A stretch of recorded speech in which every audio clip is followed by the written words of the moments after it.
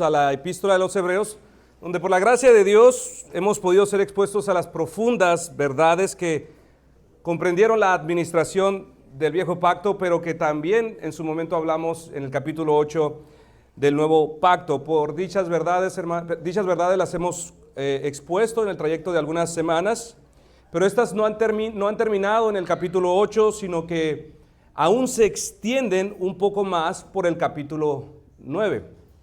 En la primera parte del capítulo 9, del verso 1 al 11, nuestro escritor resumirá las características propias del Antiguo Testamento, mientras que en la segunda parte de este mismo capítulo, versos del 11 al 14, se resumen las principales características del Nuevo. Todo esto, mis hermanos, con la intención de expandir y presentar las amplias aplicaciones y los profundos significados que cada uno de estos elementos y tipos tienen en referencia al templo. Y a lo largo de este capítulo 9, mis hermanos de Hebreos, nuestro escritor comenzará a entregarnos una rica y sustanciosa medida de instrucción, mientras que al mismo tiempo también nos ayudará por medio de la lente, de las formas, de los modelos, de las sombras, de los tipos antiguos, la manera en cómo nuestra vida cristiana debe lucir frente al Señor.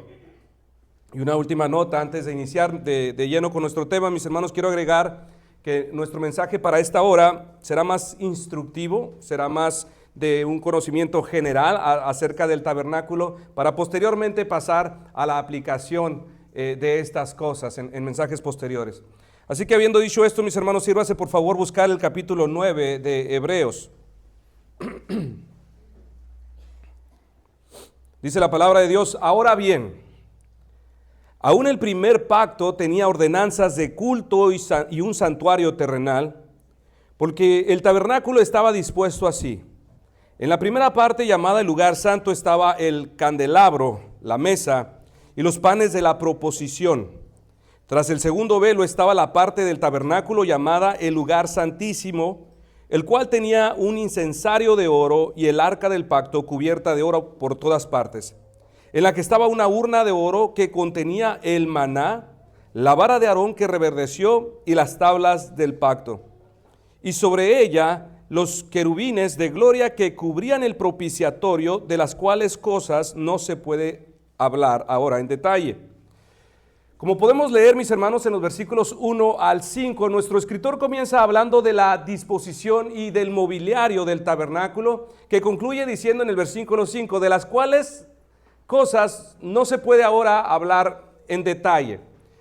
Y de hecho, para ellos no era necesario hablar en detalle, pues como usted sabrá, eran el pueblo hebreo a quien se dirige esta carta y ellos estaban muy bien familiarizados con todo lo que fue este asunto del tabernáculo en el desierto, su adoración y culto, las regulaciones de que el escritor dice no es necesario que entremos en detalles, pero nosotros no sabemos tanto. Entonces, nosotros sí necesitamos que se nos hable en detalle. Es por esto, mis hermanos, que antes de entrar a la comparación, explicación de todos estos tipos que con la ayuda del Señor vamos a estar tratando en el trayecto de estos mensajes, queremos tener ahora una idea general de lo que nuestro escritor está hablándonos aquí, para después, como hemos dicho, concentrarnos en la instrucción y en la enseñanza para cada uno de nosotros. Por tal motivo, mis hermanos, veo pertinente que para poder extendernos y tener mayor claridad de esto, debemos y entender cómo estas cosas nos hablan de Cristo y su obra. Vamos a comenzar con lo que fue el aspecto material e instrumental del antiguo pacto. Leamos nuevamente el versículo 1, dice: ahora bien, aún el primer pacto, es decir, el viejo pacto, tenía ordenanzas de culto y un santuario terrenal. Nuestro escritor, después de haber expuesto el capítulo 8, mis hermanos, en este capítulo hablar de la superioridad del nuevo pacto sobre el viejo, la ineficacia de lo antiguo sobre lo nuevo, se anticipa a un posible pensamiento, que los hermanos hebreos lleguen a pensar que el primer pacto carecía de valor, que vieran el primer pacto como una alianza insignificante y vinculen a Dios con este tipo de conclusión. Por esto dice, aún el primer pacto tenía ordenanza de culto y un santuario terrenal. En otras palabras, él está diciendo, aun cuando el viejo pacto no era lo mejor, no significa que era sin valor o que no tenía un propósito. Recuerda, Pablo nos había dicho ya en Romanos que la ley era buena, pero era débil por causa de la carne. Dios, mis hermanos, no hace nada sin valor o no más porque se le ocurrió. El primer pacto tenía su debido valor y su debido objeto. Todo cuanto se hizo en el santuario antiguo existía por prescripción divina, y aunque era temporal, cada cosa ordenada en el culto tenía su razón de ser. ¿Por qué? Porque estas cosas nos hablaban de Cristo. Dios lo ordenó así para dar una descripción hermosa y detallada del Mesías. Por eso dice nuestro escritor, aún el primer pacto tenía ordenanzas de culto y un santuario terrenal. Es decir, lo que fue antiguo no debe de ser menospreciado, sino que debe de ser contemplado desde su correcta plataforma, para que podamos tener una comprensión más exacta y más exaltada acerca de Cristo. Y si usted, mis hermanos, recuerda algo de lo que fueron los primeros capítulos, recordará que nuestro escritor ha venido haciendo esto repetidas veces, desde el principio. El autor de los Hebreos, por medio de muchas comparaciones, ha querido que tengamos una comprensión más exaltada de la persona de Cristo. Dice, por esto, en los primeros capítulos, él nos habló de la grandeza de los profetas antiguos, nos habló de la grandeza de Moisés, de la sublime grandeza de los ángeles, de Josué y también del sumo sacerdote Aarón. Dios no ha menospreciado a estas personas, ni las ha tomado como algo insignificantes o carentes de significado, para luego contrastarlas con Cristo. Mis hermanos, así no es como obra Dios. Él ha hecho lo contrario. Dios ha exaltado a estos hombres fieles, a estas criaturas celestes, a todas estas cosas, dándoles un significado, porque de esta manera Cristo podrá lucir aún mucho más grande a nuestros ojos.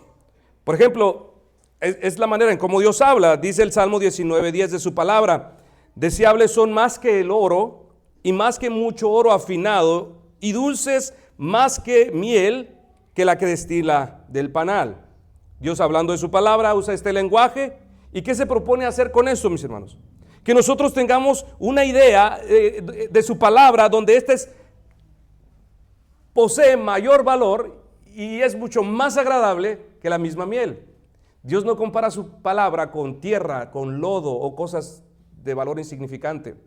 Así es como Dios está deseando exaltar a Cristo. Dios no se exalta a sí mismo de una manera pecaminosa. ¿Qué quiero decir con esto, mis hermanos? Quiero decir que Dios no se exalta como lo hacemos nosotros. Nosotros, los seres humanos, en aras de autoexaltarnos, de hacernos ver mejor que otros, lo que regularmente hacemos es hablar mal de otros, es menospreciar a otros, es manchar la reputación de otros para así yo poder lucir mejor que el otro. Así no es como Dios trabaja, mis hermanos, y esto no lo necesita hacer Dios. Dios, para exaltar a Cristo, ensalza, eleva legítimamente a las otras personas o a los otros seres espirituales o a las cosas de las cuales Hebreos ya ha hablado. ¿Por qué? Porque cuanto más elevadas estas cosas luzcan ante nuestros ojos, lo más que nos demostrará que Cristo es mejor, que Cristo es superior a todas estas cosas. Así Dios, mis hermanos, instituyó, consagró y exaltó las ordenanzas del culto, los ritos y las ceremonias. Es decir, les dio su debido valor para que estas, nos ayudaran a ver mejor las gloriosas excelencias, las virtudes divinas de Cristo sobre todo lo demás. Y es por esto que ahora en el versículo 2, nuestro escritor comienza a darnos una descripción del santuario antiguo. Seguimos leyendo en el versículo 2. Porque el tabernáculo estaba dispuesto así. En la primera parte, llamada el lugar santo, estaba el candelabro, la mesa y los panes de la proposición. Tras el segundo velo estaba la parte del tabernáculo llamada el lugar santísimo, el cual tenía un incensario de oro y el arca del pacto cubierta de oro por todas partes, en la que estaba una urna de oro que contenía el maná, la vara de Aarón que reverdeció y las tablas del pacto.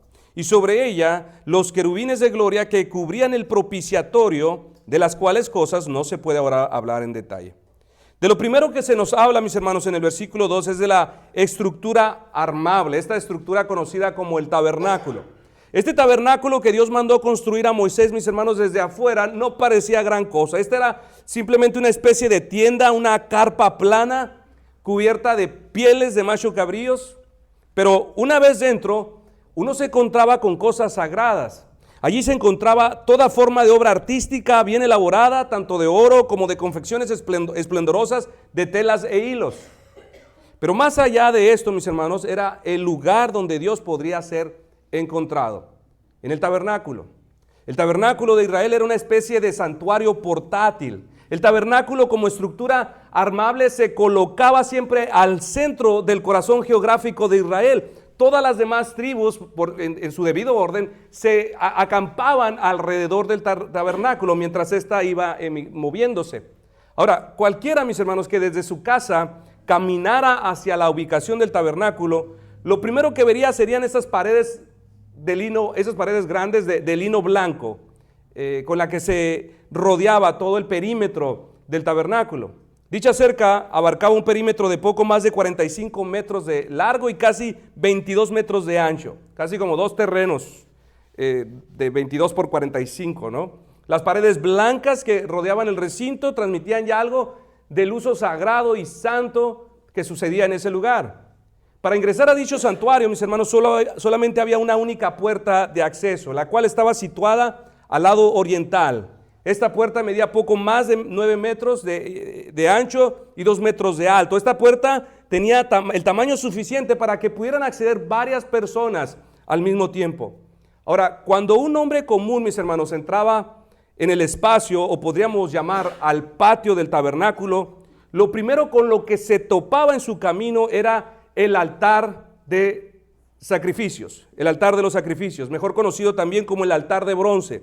Este estaba hecho de madera de acacia revestida de bronce, dice la Escritura.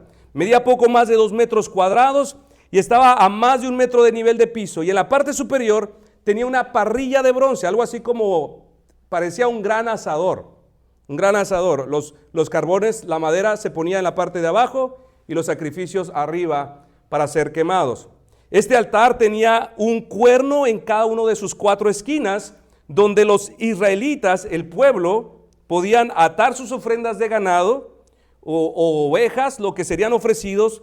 Y aquí sobre el altar de bronce los israelitas ponían las manos sobre la cabeza de la ofrenda, presentaban una oración de confesión de pecado y sacrificaban al animal. Dice Levíticos 4, llamó Jehová a Moisés y habló con él desde el tabernáculo de reunión diciendo: habla a los hijos de Israel y diles: cuando alguno de entre vosotros ofrezca ofrenda a Jehová de ganado vacuno o ovejuno, haréis vuestra ofrenda. Si su ofrenda fuere holocausto vacuno, macho sin defecto, lo ofrecerá. De su voluntad lo ofrecerá a la puerta del tabernáculo de reunión delante de Jehová, y pondrá su mano sobre la cabeza del holocausto y será aceptado para expiación suya. Después de esto, mis hermanos, el sacerdote se encargaba del resto del procedimiento, el cual consistía en tomar de la sangre de ese animal y derramar el resto sobre el altar. Esto era lo más lejos, mis hermanos, que cualquier hombre común podía llegar. Más desde allí no se podía cruzar, no podía. Esos eran a los límites del altar donde el hombre común podía acercarse a los límites del altar de bronce. Detrás del altar de bronce se encontraba el lavacro o la fuente de bronce. La fuente de bronce era una especie de lavabo, era de uso, y este era de uso exclusivo de los sacerdotes. Aquí los sacerdotes debían lavar sus manos manchadas de sangre e incluso sus pies cuando hayan hecho sacrificios, o igualmente lavarse para hacer cualquier otra clase de oficio dentro del tabernáculo, el cual la función era diaria. En este punto, mis hermanos, los sacerdotes debían de ser extremadamente cuidadosos, pues al entrar al lugar santo, cualquier impureza sobre su cuerpo, sobre sus manos, sobre sus pies, ponía en peligro su propia vida. Dice Éxodo 30, de 17 al 21, habló más Jehová a Moisés diciendo: harás también una fuente de bronce con su base de bronce para lavar, y la colocarás entre el tabernáculo de reunión y el altar, y pondrás en ella agua. Y de ella se lavarán Aarón y sus hijos las manos y los pies, cuando entren en el tabernáculo de reunión. Se lavarán con agua para que no mueran. Y cuando se acerquen al altar para ministrar, para quemar la ofrenda encendida para Jehová, se lavarán las manos y los pies para que no mueran. Y lo tendrán por estatuto perpetuo, él y su descendencia por sus generaciones. Justo detrás del lavacro estaba el tabernáculo. Esta era la tienda alargada de la que estamos hablando. Medía alrededor de 4.5 metros de alto, 4.5 metros de ancho y aproximadamente un poco más de 13 metros de largo. No sé si usted ha visto la carpa que usamos para vender libros. Es casi exactamente la medida, un poquito más, 3 metros más larga, pero es básicamente casi la misma medida. Dice Éxodo 30, habló más Jehová a Moisés diciendo, eso ya lo leí. Estaba cubierto, decía también el tabernáculo, de 3 capas. La primera carpa consistía de magníficos tapices tejidos con hilos y lino azul, púrpura y carmesí y escarlata. Después estas capas se recubrían por pieles de animales, de machos cabríos. Dice nuestro escritor en el versículo 2, porque el tabernáculo estaba dispuesto así. En la primera parte, llamada el lugar santo, estaba el candelabro, la mesa y los panes de la proposición. Ahora ya estamos entrando adentro del tabernáculo. Y por lo que podemos leer, mis hermanos, al interior del tabernáculo había 2 divisiones. En la primera parte, justamente al entrar por el primer velo, al lado izquierdo había un candelabro de oro sólido, con 7 brazos llenos de aceite puro, de oliva, en forma de flor. Dijo Dios a Moisés en Éxodo 25, 31, harás además un candelero de oro puro, labrado a martillo se hará el candelero, su pie, su caña, sus copas, sus manzanas y sus flores serán de lo mismo, y saldrán 6 brazos de sus lados, 3 brazos del candelero a un lado y 3 brazos al otro lado. A la derecha, mis hermanos, estando ya en esta misma habitación, estaba la mesa donde se ponían los panes de la proposición. Sobre esta mesa se colocaban 12 panes recién hechos, calientitos, cada primer día de la semana. Uno por cada uno de las 12 tribus. Al final de la semana, antes de poner 12 panes nuevos, el día sábado, los sacerdotes y nadie más que los sacerdotes tenían permitido comerse esos panes. Y esos panes ya estaban duros. Entonces, algunos de ellos, no sé si los ablandaban con leche de cabra, miel, no sé, para hacer algo como una especie de pudín, pero ellos eran los únicos que podían comerlo. Después de esto, mis hermanos, la misma escritura nos describe que más al fondo había una separación que dividía al lugar santo de un segundo departamento. Esta división era un grueso velo ornamentado de color azul púrpura y un bordado de querubines de oro. El velo era sostenido por 4 columnas de oro asentadas sobre bases de plata para cada columna. Así que todo esto, mis hermanos, era hallado en el primer compartimiento del tabernáculo, llamado el lugar santo. Un velo, el candelero y la mesa de proposición con 12 panes. En el versículo 3, nuestro escritor es igualmente breve sobre los elementos del segundo compartimiento, es decir, el lugar santísimo. Dice el versículo 3, tras el segundo velo, ya entramos a un velo y después nos encontramos con otro velo. Tras el segundo velo estaba la parte del tabernáculo llamada el lugar santísimo, el cual tenía un incensario de oro y el arca del pacto cubierta de oro por todas partes, en la que estaba una urna de oro que contenía el maná y la vara de Aarón que reverdeció, y las tablas del pacto, y sobre ella los querubines de gloria que cubrían el propiciatorio. Lo primero, mis hermanos, que se describe en el lugar santísimo es que había un incensario de oro. Si usted tiene un conocimiento básico, mis hermanos, este incensario de oro en todas las partes de la escritura aparece fuera en el lugar santo, no en el lugar santísimo. Los eruditos se han sentido un tanto desconcertados porque es que nuestro escritor lo metió al lugar santísimo, el incensario esta charola de oro donde quemaban incienso. Y se piensa que la razón por lo que lo hizo es que él está hablando ahora de la obra de Cristo delante de Dios, y él está relacionando de una manera profética a Cristo como aquel que hizo oraciones y ruegos, porque esto es lo que simboliza el incensario de oro, donde quemaban incienso. El que presentó esas sus oraciones y súplicas delante de Dios, en la presencia de Dios. Entonces él está hablando no tanto nos está queriendo describir el inmueble del tabernáculo, sino que quiere que veamos a Cristo en cada una de estas cosas. No es que él se haya equivocado, sino que simplemente en su mente quiere mostrarnos a Cristo. Entonces, después de esto, tenemos por último el arca del pacto. El arca del pacto estaba hecha igualmente de madera de acacia, cubierta de oro. Sobre el arca había una cubierta también de oro, la cual era llamada el propiciatorio. Y sobre esta placa, mis hermanos, se rociaba la sangre de la expiación para perdón de los pecados de Israel. Allí también sobre esta placa nos dice la Escritura que estaban los querubines, estas figuras angelicales hechas de oro sólido, las cuales miraban hacia abajo, arrodillados uno frente al otro, tocando las puntas de sus alas con el otro. Y era aquí, mis hermanos, en medio, imagínense, este es el arca, los dos querubines tocando sus alas, era en el centro de este lugar donde Dios hablaba o se encontraba con el hombre, especialmente con el sumo sacerdote, exclusivamente, no especialmente, exclusivamente. Dice Éxodo 25:22, yo me reuniré allí contigo en medio de los dos querubines que están sobre el arca donde están las tablas del pacto. Hermanos, si Dios y el hombre se iban a encontrar, el encuentro solamente podía ocurrir ahí, sobre el arca del pacto. Y como hace un par de semanas atrás enseñamos, lamentablemente bajo la economía del Antiguo Testamento, solamente una persona podía entrar al lugar santísimo y con muchas limitaciones. Y era una sola persona, el sumo sacerdote.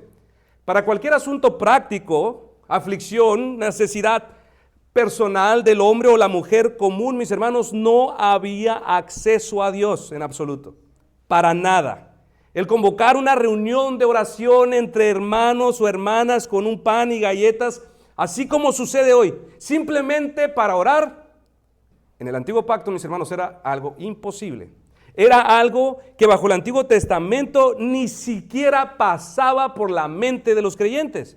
A todo lo que podían aspirar, mis hermanos, ellos, era a pisar los límites del atrio exterior donde se encontraba el altar de los holocaustos. Eso era lo más cercano que ellos podían tener de parte de Dios, mis hermanos.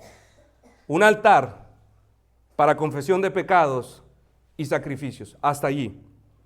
Así que, mis hermanos, el solo pensar para el judío de aquella época, el solo pensar que podrían acercarse al lugar santo, mis hermanos, no era un pensamiento consolador como el que nosotros hoy experimentamos. Era un pensamiento aterrador, era un pensamiento mortal. Pensar que podía acercarse al lugar santísimo para presentarse ante Dios era un acto suicida, mis hermanos. Dios aquí no era su amigo. Dios bajo este pacto antiguo no era su padre y ellos no estaban limpios. Si alguno quisiéramos matarlo, nomás bastaba meterlo al lugar santísimo.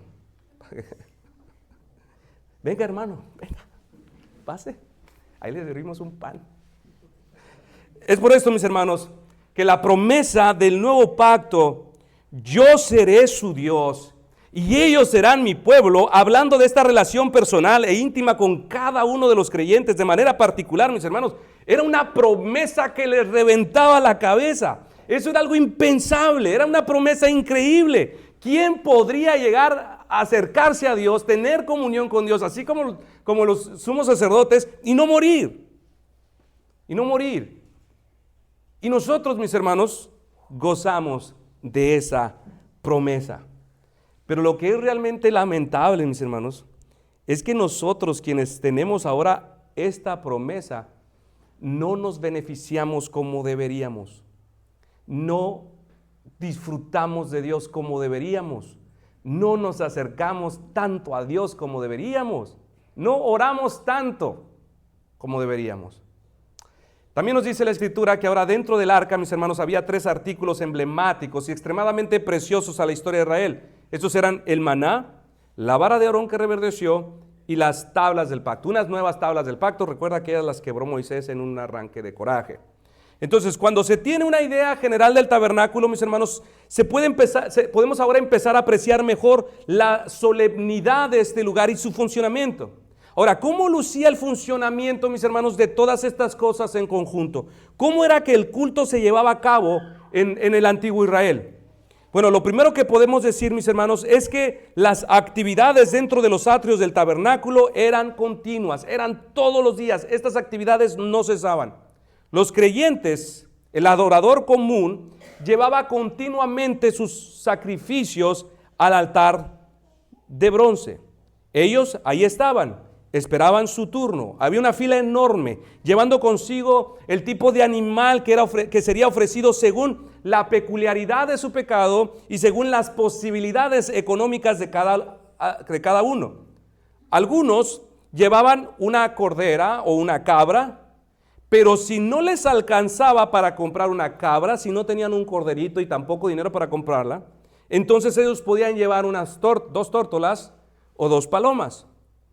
Estando una vez allí, mis hermanos, colgaban la cabra sobre uno de los cuernos del altar, ponían sus manos sobre el cordero mientras confesaban sus pecados, y después de esto el sacerdote se encargaba del resto del proceso, el cual podía ser de degollar el animal por el cuello, sin despegar la cabeza, rociar algo de la sangre sobre el altar, destazar al animal separando la piel, primeramente la cual los sacerdotes podían vender para su sostenimiento. Quitaban la piel, la guardaban y su debido cuidado para venderla después.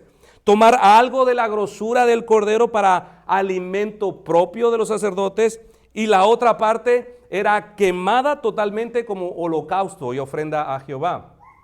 Mientras estas cosas seguían funcionando, mis hermanos, diariamente, a las afueras del tabernáculo, es decir, en los atrios, otros sacerdotes elegidos por sorteo se dedicaban a participar del alto honor de servir en la primera habitación del tabernáculo, el lugar santo.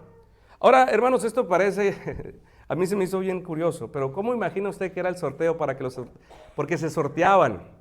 Yo creo que algunos de ellos no querían, porque era un trabajo extenuante, tenían que era peligroso estar en el lugar santo. Un error y caían muertos. No sé cuántos sacerdotes habrán sido sustituidos en la historia, pero había un sorteo, y si había voluntarios para servir, había un sorteo. Según un tratado judío llamado Yoma, donde se registraron las distintas prácticas ceremoniales, en referencia al sorteo dice que, primero, quien quisiera servir voluntariamente podría hacerlo sin impedimento. Podía encargarse de retirar las cenizas del incensario diariamente, alimentar el candelero con aceite de olivo puro, para mantener siempre la luz encendida allí dentro, sin problema, podía hacerlo. Pero cuando había varios sacerdotes que quizás estaban interesados en el privilegio de servir en el lugar santo, este documento judío decía que se decidía por una carrera. Yo lo leí y dije, wow, yo me imaginaba algo más sagrado.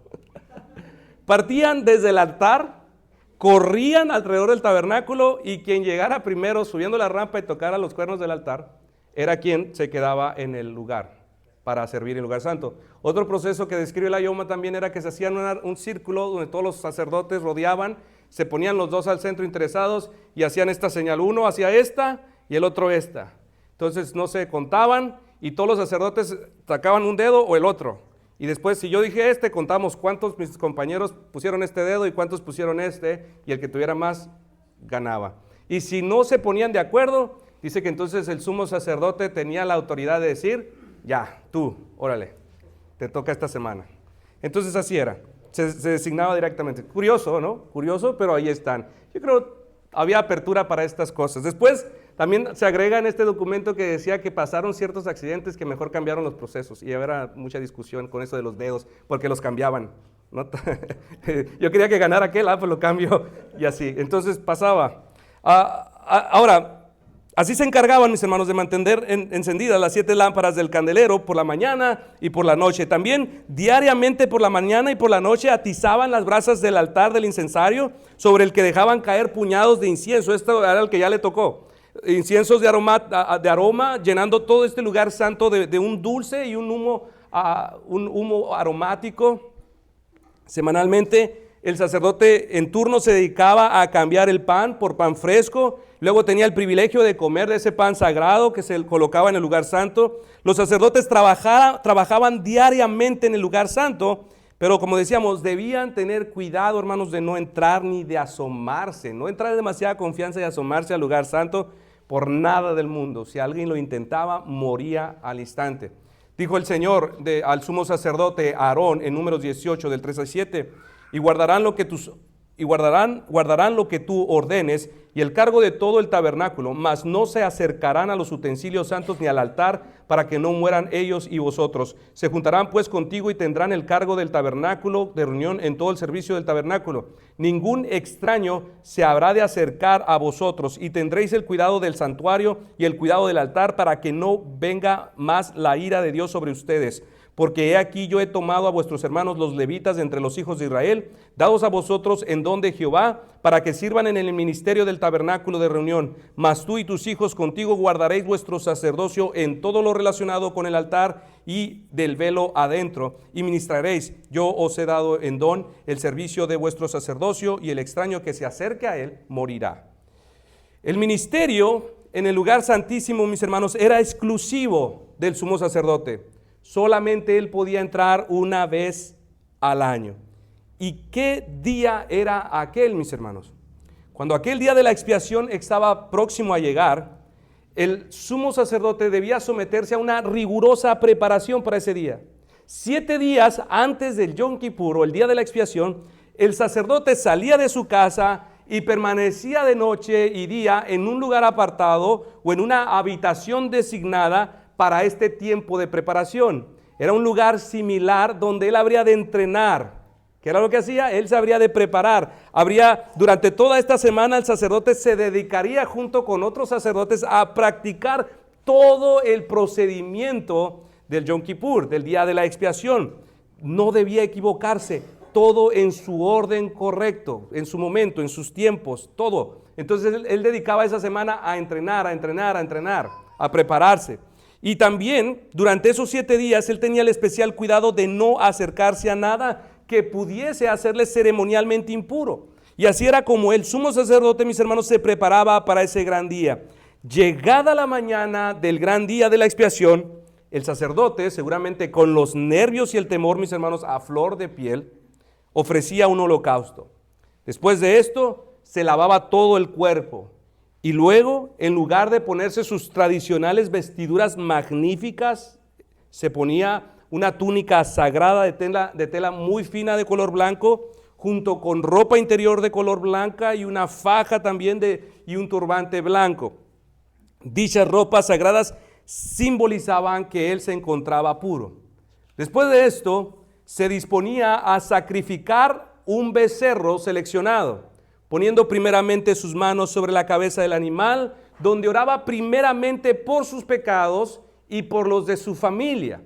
En el escrito de Yoma, capítulo 3, apartado 8, dice que las oraciones ritualistas de ese día eran más o menos así: oh Dios, he cometido iniquidad, he prevaricado y he pecado ante ti, yo y mi casa, como está escrito en la ley de tu siervo Moisés, porque en este día se hará expiación por vosotros para limpiaros. De todos vuestros pecados quedaréis limpios ante el Señor. Y al orar estas palabras, mis hermanos, el pueblo que rodeaba en ese día los atrios del tabernáculo, a él terminar su oración, gritaba: bendito sea el nombre glorioso de su reino por los siglos de los siglos. Luego dejaba atado por un momento al becerro. Se dirigía ahora hacia 2 machos cabríos previamente seleccionados, donde echaba suertes sobre ellos. Y uno era designado para Jehová y otro para Azazel, el chivo expiatorio. Dice Levíticos 16:8, y echará suerte Aarón sobre los 2 machos cabríos, una suerte por Jehová y otra suerte por Azazel. Un trozo de tela carmesí se ataba a los cuernos del chivo expiatorio, y con otro tipo de hilo se ataba el macho cabrío que se iba a sacrificar. Luego se dejaban otra vez los machos cabríos allí juntos. El sumo sacerdote se dirigía nuevamente al becerro para sacrificarlo. Allí tomaba el becerro, lo degollaba, juntaba sobre un recipiente de oro la sangre de este animal y esparcía algo de la sangre sobre los cuernos del altar donde sería quemado posteriormente.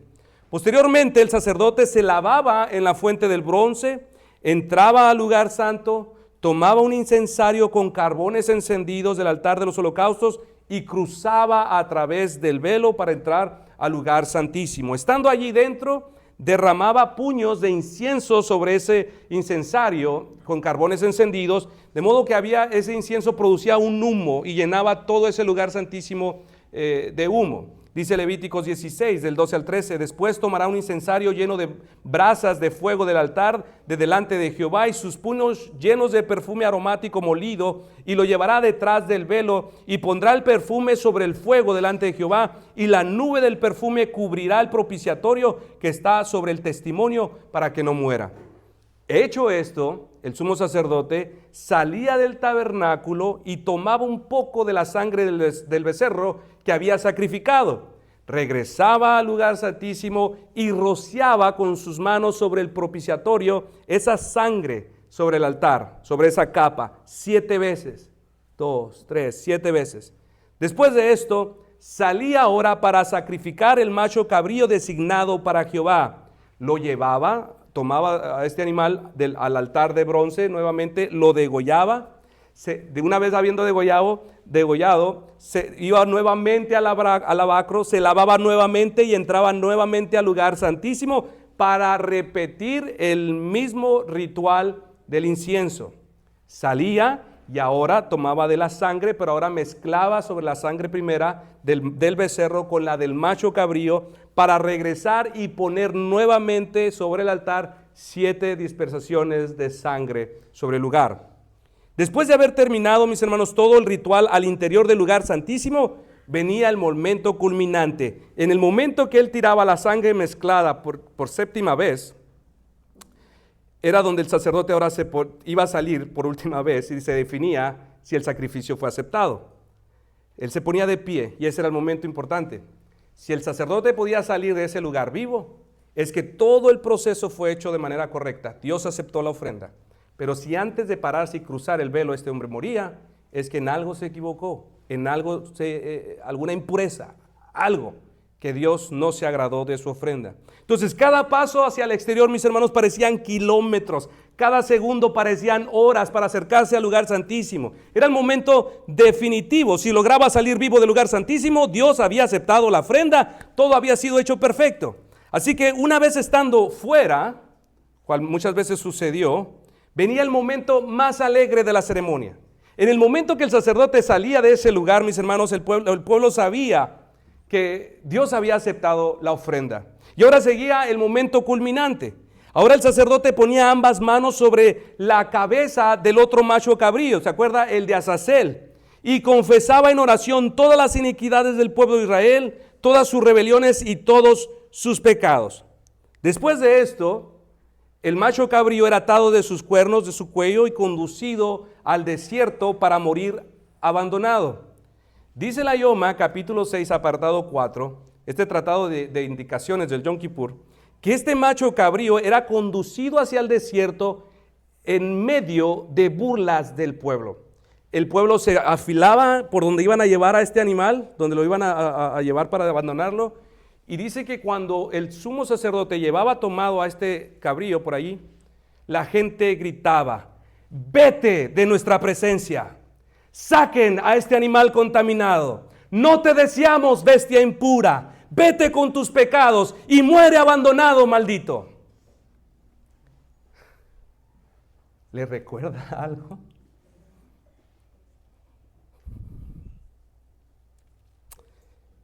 Todas estas cosas nos hablan de Jesús, mis hermanos. Y una vez que este animal era abandonado para morir en completa soledad, el sumo sacerdote se despojaba de sus vestiduras blancas, se bañaba y se vestía nuevamente con sus ropas magníficas. Quemaba el becerro y el macho cabrío totalmente, y las otras ofrendas, los restos, los órganos sucios, se llevaban a un lugar para ser quemados fuera del campamento. Y ahora, al concluir el día, era un gran día de alivio. Cuando el cordero fue abandonado para morir en el desierto,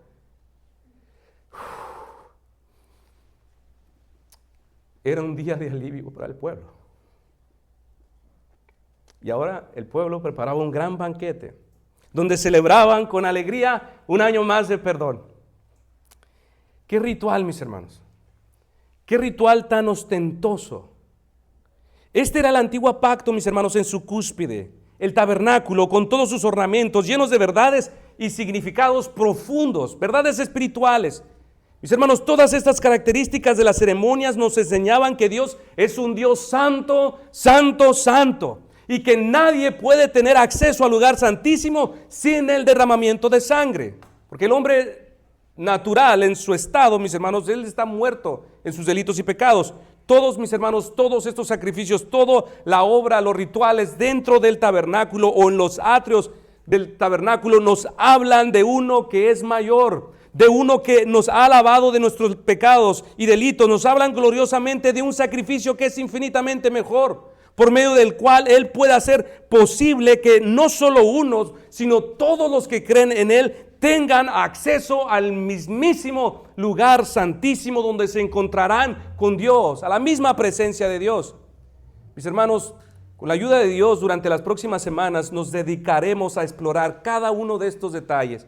Hoy solamente les di un panorama general de cómo funcionan estas cosas, pero en su debido momento nos dedicaremos a explorar cada uno de estos elementos y tipos que nos hablan de uno que es superior. Nos vamos a detener a considerar todos estos tipos e instrumentos esplendorosos y majestuosos y llenos de verdad, hasta poder contemplar la incomparable y gloriosa obra de Cristo, quien fue expulsado del pueblo para morir en el lugar nuestro abandonado, y que ahora el pueblo de Dios puede gozarse y puede alegrarse con banquete y celebración.